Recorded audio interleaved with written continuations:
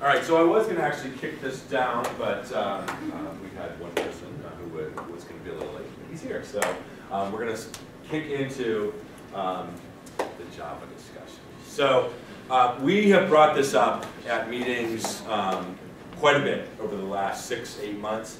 For those of you who are unfamiliar, the elevator speech is that there have been some exploits to various versions of Java, and basically because of the systems we run here at the university, we are not able to go through the latest and greatest, so oftentimes there are exploits that exploit the actual versions that we are using. And this is complicated by the fact that in some places users have the ability to update their own Java, and so things get out of phase and that sort of thing.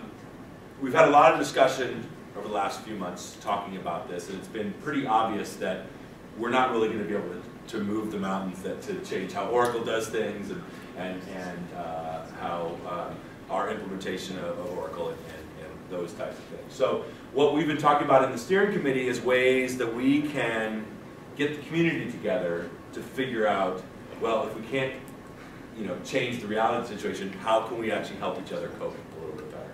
How can we deal with making sure that the right information is out? How can we make recommendations on how to keep your users at the correct version?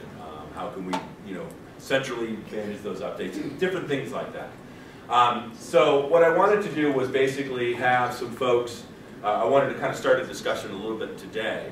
But what we're really hoping to do is to get a little kind of subgroup together that might be able to kind of put together some of these recommendations, get them published, but also share them with us so that we know the best way for us to kind of manage this process.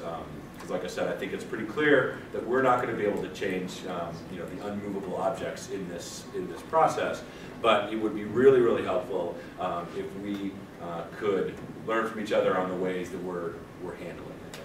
Some of us do more centralized updates than others. Some of us have more Wild West in their environments. So it would be really helpful to do that. So I would love to kind of open the floor to just chat a little bit about it when we're done. It might be, at that point, it might be obvious who might be interested enough to jump in, but we kind of like to have some folks who might be interested in continuing the conversation in the future, or maybe even somebody wanting to be a champion of this and kind of have this effort move forward. So has anybody got any comments about where we're at? What's the most, we've definitely had some very recent things happen with, and now it's actually, the exploits have moved into version 7, so we're no longer a 6 versus 7 issue, but I know that there's definitely been some interesting developments. Anybody dealing with the specifics of it right now? Yeah, I mean, I'm on the SCCM server that ITS has, and so I've got 2 installers, one for non-Oracle and one for Oracle users.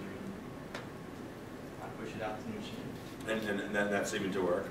Yeah, we're actually about to move to SCCM too. That's one of the things that got brought up as a suggestion, was utilizing the free SCCM service from ITS. Yeah, I use SCCM too, but the question, I guess, probably more for Doug is, when is Oracle going to actually move into the mainstay Java?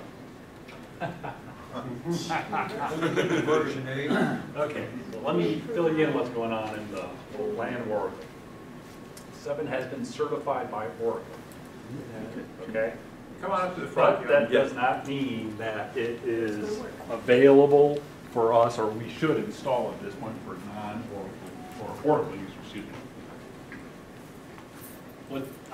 What this means is, we're going to start our testing, and I've looked over the patch and the patching details. The patch is our development box, and it is an extensive patch. So it's not going to be something that we can just install, test, real quickly and say, rubber stamp it and say, hey, this is great, go ahead and install 7. This is going to be something that we're going to have to plan very thoroughly to make sure that we don't have compatibility issues. So it's in works. We're working on it, and as soon as we get it stood up and we've tested and verified that everything works, because if we have to back this patch out of our development box, it basically means wiping our development box and restoring it back. That's how complicated it is. So that's about it in a nutshell right now. The approved version is 35, 6.35. That is the recommended minimum. The most current version is 38, so you can install 38 if you want to, and you should be fine. All right, and I fully agree with those folks here running at CCM. If you're using it, or you're thinking about using it, trust me, get on it and use it.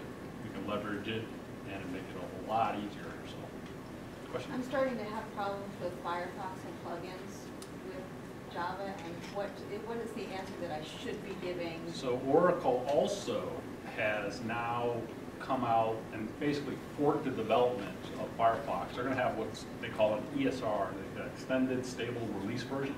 Right now, that's on version 17. What that means is for a period of 13 months, they will keep that main number version stable and just apply dot updates to it for security patches. So the previous version was 10, the current version is 17, which has been certified by Oracle.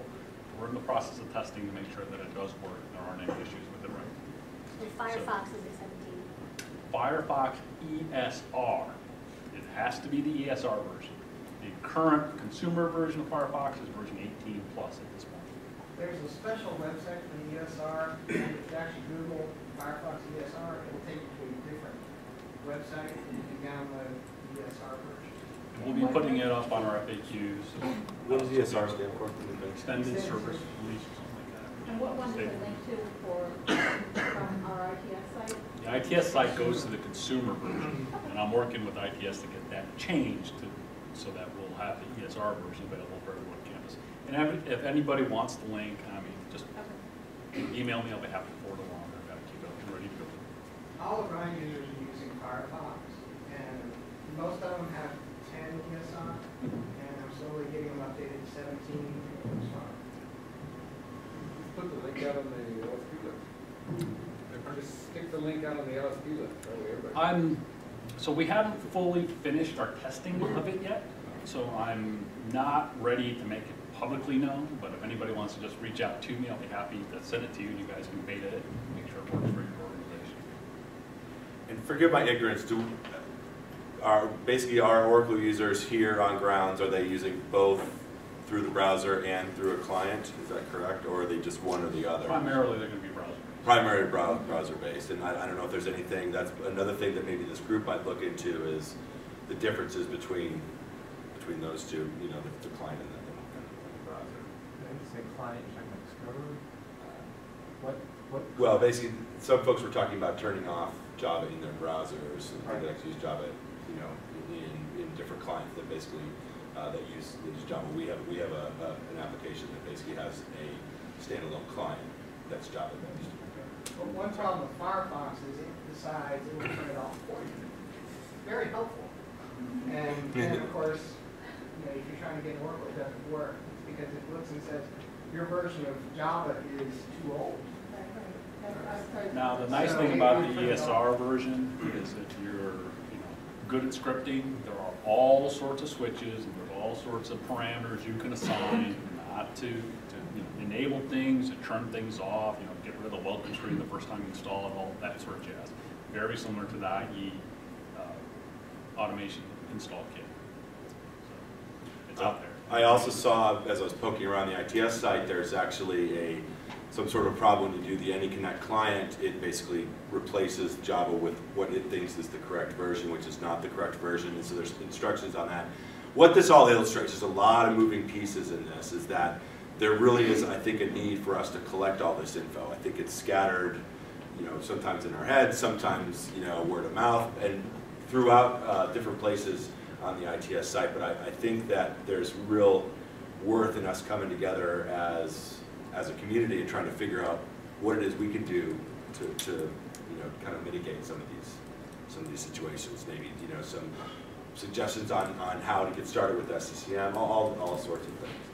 Who here might potentially be interested in getting together to talk about these issues and hopefully come together with some suggestions for them? That would be very helpful. By the way, you were kind of a foregone conclusion. Hate to bring it to you. I didn't talk to you about that yet. All right. We had a group of people for like the Windows 7 deployment. Uh-huh. It was also dealing with SCCMs. Okay. I mean, I don't know if that's maybe part of, add that into it. Yeah, potentially. Do a separate, Yeah, Zeke has expressed some interest, and as the member of the steering committee who has expressed the interest, I might we might kind of kick some of that organization to him, but I think he might also be looking for someone who might champion it outside of it, and maybe he can do some logistics and that sort of thing. So that's great, and like I said, I think that there's real potential for this group to focus on how do we actually move forward, because as we have kind of figured out, we're not going to be able to change the immovable objects here, but we've got to figure out some ways that we're going to help our users and keep us as secure as possible. So who was interested in getting together? Oh, wait, Sean. So what I envision us doing is getting together, and I'd like to keep as narrow a focus as we can on just some recommendations for what are best practices at UVA for Java deployment to our desktops is what I would want to start with. And then it's my dream that we'll put it up on a wiki or a blog or something that lots of folks can edit, and we can see what the recommendations are, and someone that has a better idea will be able to put that better idea up there. Start simple with a simple skeleton and then improve it as we can.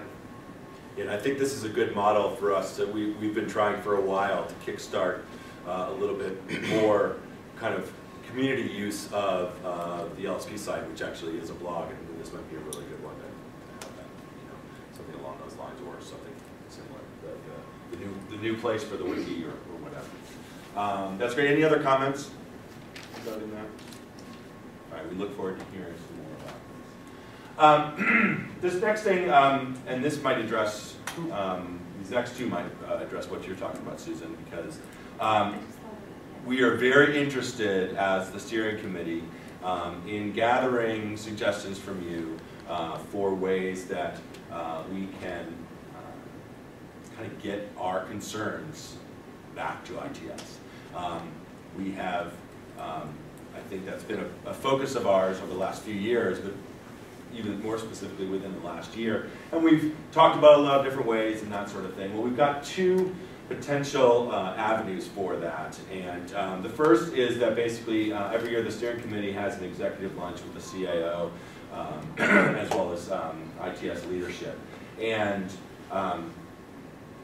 while it would be nice to have a nice little social event with the grand poobahs, we want to actually take advantage of this and make sure that when we have some concerns from the community that we're able to express that to them and hopefully get some answers, or even at least get some initiatives rolling along those lines to answer some of these. And obviously some of them could be the onboarding question is a really good one. It's not necessarily a quick answer.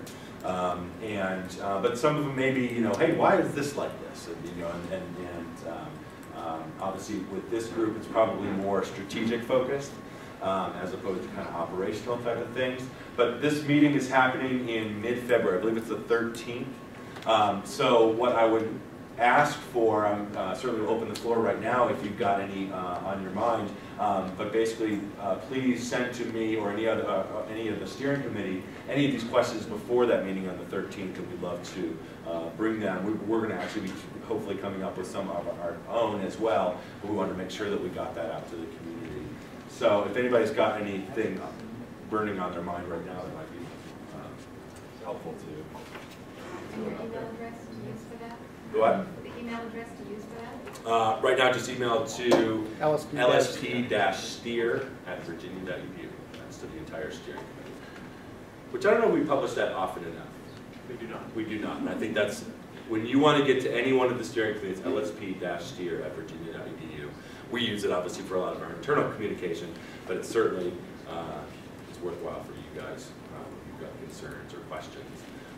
You obviously always can email us individually as well, but you do to the main address. So imagine you're going to sit down for an hour with lunch with Mike McPherson, James Hilton, Virginia, and Jason. Yep. What is the thing you want to put before them? Complaints aren't really helpful, but ideas, I'm sure, would be well received.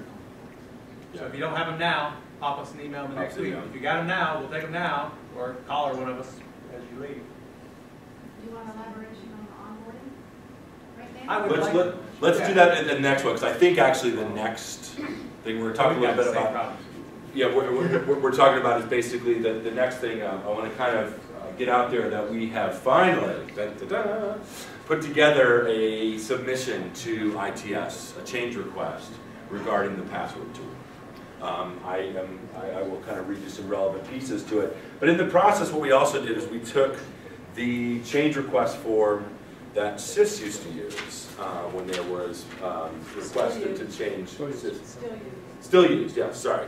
And we took that and kind of fashioned it into what we might think would be a worthwhile change request form for ITS. Those of you who've been listening to me babble on for the last 12 months have known that basically this is definitely one of the things we have been pushing, is the idea of some sort of a pipeline from us to send suggestions, concerns, problems, issues, whatever, to ITS in a format that could potentially get some action. I think all of us are familiar with the kind of screaming into the wind kind of feeling that we sometimes feel, and I'm sure that they feel it the other direction too. And so what we're trying to do is build some nice avenues for us to get some of these concerns in a more organized fashion through. The one that was the very obvious choice for the initial issue was the password issue. We certainly, for those of you who've been in some of those meetings, we had a number of meetings. We've had in this very room very spirited discussions about what's going on with passwords and the length, the issues with the password tool and that sort of thing. So we've actually put together a change request right here. I'll actually read it to you, just the main part of it. The idea here was we kind of talked about, we tried to gather all the information that was in the blog post, the meetings, that sort of thing. When talking about these passwords, we ended up usually coming in two very kind of distinct areas of concern. One was very kind of wide open and open-ended and a lot of good debate around it, but not necessarily any concrete proposals, whereas the other one had to do with the password tool, and it was much more specific. And the one over here is just basically whether or not long passwords were better than short passwords. And obviously that runs through the whole kind of thing, but there weren't specifically any real concrete proposals we could come out of that, so we really focused on this one, especially when we wanted to kind of get the ball rolling on taking the concerns specifically with the password tool, which also relate to length and complexity, and put this change request in and see if we can get some response from that. Yes?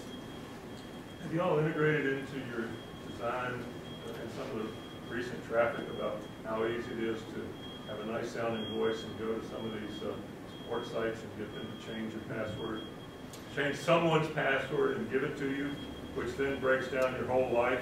Yes, well, we have not, but because... Well, that's getting more and more important. It is, absolutely. And the point of this, and we wanted to kind of let you know that this is gone, or has been sent on its way. The reason I said this might be valid for the concerns that Susan was saying is that this, I think, is going to be well received at ITS, and so we can actually start to put together more of these as these concerns come up. What's going to need to happen is at forums like this, or independently, we're going to need to kind of come up with these issues and then basically put them together, shoot them off to the steering committee so that we can basically put these together. I agree with you that is concerning. But like I said, what we tried to do is keep the scope of this into one place so that basically it was actionable and they can come back and tell us, you know, what the plan of action is for this particular one. So basically, it says, over the past year, there have been several conversations in the LSP community around security concerns with our current password rules and policy. These conversations came as a result of the changes brought about by the updating of the e-services password management tool. In April, a group of stakeholders from ITS, IS Pro, and the LSP community gathered to discuss the issue. Since then, there have been several discussions, both public and private, regarding the restrictions the new tool introduced into the university security environment and how this is affecting our users. Summary of concerns. 1, the password management tool restricts password length to 8 characters. Underneath that, 8 characters is too short. Best practice for secure systems, as referenced by the Standards Institute, is 15 characters. B, standardizing all passwords to 8 characters makes it easier to hack our system since it provides an enforced rule which limits the parameters for hackers to guess. C, allowing passphrase would dramatically increase current security. And D, the tool does not indicate that the character limit has been reached. Number 2, password complexity rules are too restrictive because of their 8-character limit.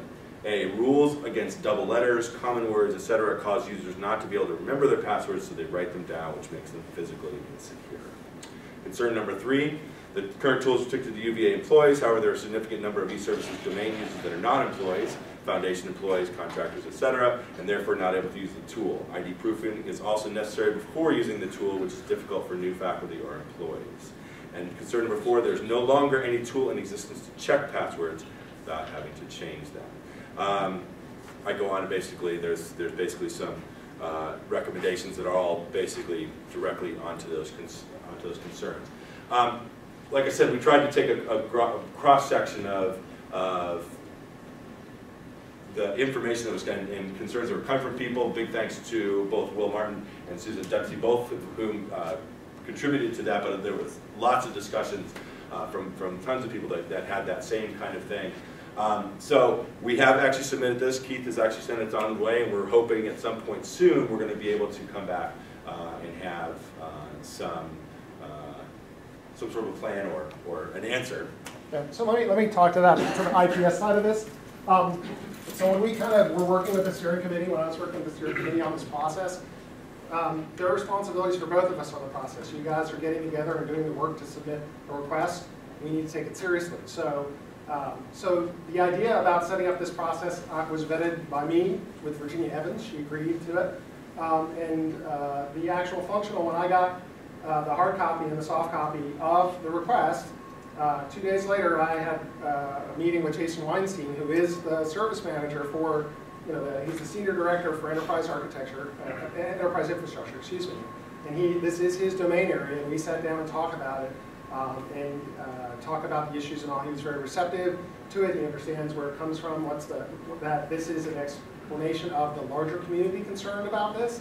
He has his own kind of priorities about what he's doing in the infrastructure hardening at the moment, but that he was going to factor this into his priorities, and he would actually make a personal response to the steering committee on this soon. Now I don't have a date. We had kind of some slippage on the front end, so I'm going to give him a little bit of time, but I'll be getting back with him in another week if I don't hear about a date. Knowing Jason, he'll probably get back to me before I get back to him, but we are treating this seriously. We do want this to be a real going concern. We want this to be a place where the community can aggregate their concerns and say, hey, these are our pain points, and ITS can say, yeah, we understand there are pain points, so we're going to prioritize things a little bit differently than we would otherwise, because we can escalate, elevate the status of this relative to the priorities that we're working on that you guys may or may not know about that may be going on in the background. I can tell you there are a million of them at the moment. There's a lot of change going on in ITS, but so I guess what I'm trying to say is that we take this very seriously. It has been handled seriously, and there will be an official response. And that response will probably not just be no. That response will be more along which you probably have had experience in the past, but more, okay, well, here's what a relative priority, or let's talk about ways we can handle this, or there'll be some kind of constructive response. I just want to say thanks to DB and the steering committee for working with us on this process. This isn't perfect. This is version 1. But we're both committed. We're both committed to trying to work to make this a more functional process and have your concerns really, get into the priority scheme and have us know more of what's really going on that we need to be worried about that isn't immediately apparent from the priority list that we can generate. So I've got a copy of this if people are interested in looking at it. I was talking. It actually I think is up in the SharePoint site too, so I can if you don't have access to that, I can get that. But the larger point of this, we're very excited that this is able to get out there. I think we're hopeful that we're going to get some action out of it. But this is not the only concern we have as a community. I mean, obviously, onboarding, I've been thinking about exactly that same thing. A number of people are talking about a number of different issues. We obviously don't want to flood them with everything that comes to our head, but there's definitely a fairly good, sizable chunk of real issues that we're concerned about, and that we want to actually, that we think there's potential for ITS to actually make some changes. And what is important from our perspective is being able to help them gauge what's actually happening to the users at large. I think that's really where the value in this comes, is that oftentimes they hear from folks that there's an issue, but they're not actually knowing how much on a daily basis our users are being affected. And so that's where we have a real opportunity to do that. Obviously, when things are fairly small, the steering committee can take a suggestion from a member of the community, put it together, and shoot it off. When there's some larger processes like, for example, the onboarding process or other things that people are concerned about, it's probably going to take people getting together and at least putting together an outline or a skeleton to help us, draft something, or in the best case scenario, that little group will really get together and do that draft themselves. So that's something to think about. There's no real action items to this right now, although what it means is if you do have a concern and you've brought it up at meetings and it's kind of generating good discussion but not gone anywhere, the next step is for us to figure out a way to actually turn that into one of these change requests and go from there. So I think we're very receptive to hear from you when you've got those ideas, and we know that not everybody has a ton of time extra to do things, and we can work around that. Anybody got any questions or comments about this process? We have a standard format for that? We can you attempted to make that available? Yes, in fact, what I'd be glad to do is put both of these up on, I don't know whether, can we put attachments onto the blog on the site? I could put both the blank version of this and then basically this up on so that you could take a look at, download it from there, and if you want to take a stab at it. So just to kind of set expectations a little bit, this is not a change process for individual use. This is for aggregated concerns. Yeah. It's not, we don't have the capability of responding to 500 requests in a month. It's a lot better than have me come to the steering committee with all of that information. Absolutely, yeah. That's better. Right. That makes a huge difference from our perspective. The other piece of this is, I don't know how familiar you guys are with IDLE, which is a service management set of best practices, so to speak, that is kind of known across wide industries use this. This is something that ITS is starting to implement internally. One of those processes is called the change management process. We don't have a well-defined change management process across the organization that is in development. This is just a way for us to be able to access some ad hoc change management process right now, but as that change management process is developed, what the work we've done here and continue to do will be able to be factored into that. So when there is kind of an SLA for response time for change requests and all that kind of stuff, you guys will be able to access that. So, any other questions or comments? Thanks everybody who contributed to this. We were really happy to finally kind of get it to bed in its little tube, sending it on its way to ITS. So we're looking forward to it having some positive effect. Thanks to all those who got it finally done. Do what? It's an important project. Thank you for getting it done. Well, I appreciate that. It was took longer than it should have, but we got through it. Miraculously, we're actually coming up on getting this meeting to last an hour. I'm really impressed. The first bit of an outline as we had. The last thing we have is the conference is coming up. Do we have a date? It's April. I want to say 25th or something. I'm putting you on a spot in your first meeting, isn't it? Give us a minute. I don't have one on my calendar. I'll Okay. put it that way, but I believe there is a date. There so is I'll a get that date, out. but we'll get that out to you. April 10th, I have. Okay. April 10th. Okay. We will confirm that. We'll put that out on the site. But anyway, with the transition, from Kristen to Cheryl, we want to make sure that this process goes very smoothly. And what is usually extremely valuable in the conference planning process is the group of volunteers that always steps up and is part of the conference planning committee. In general, the other groups, TAG and the steering committee, tend to be involved to some degree, but they're also doing so many other things that this conference planning committee really is kind of crucial and especially to kind of help Cheryl through her first process of planning this. So you don't have to let me know now, although if you would like to, that'd be great. But basically, people who are interested in helping this spring, it would be really helpful. And I certainly would encourage anybody who has done it before and enjoyed the process, that would be even more valuable because Cheryl will be kind of new to the process, and having some expertise of folks who have done this before would be great. So, yeah, in general, I don't think the group meets, too often, so it's not too much of a time sink. But like I said, having input from the community is really, really important to make these really successful. Even All right. ideas at this point are welcome in terms of what people would like to see, what's interesting, and what skills people want to get out of it.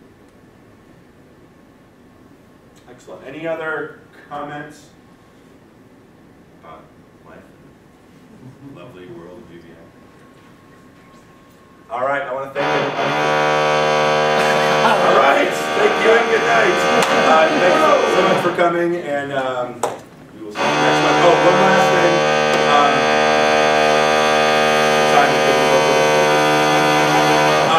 We are going to be planning some social events. As you probably have noticed over the last year, we've added social events to the calendar. At one point, we were actually having them in place of these collective meetings.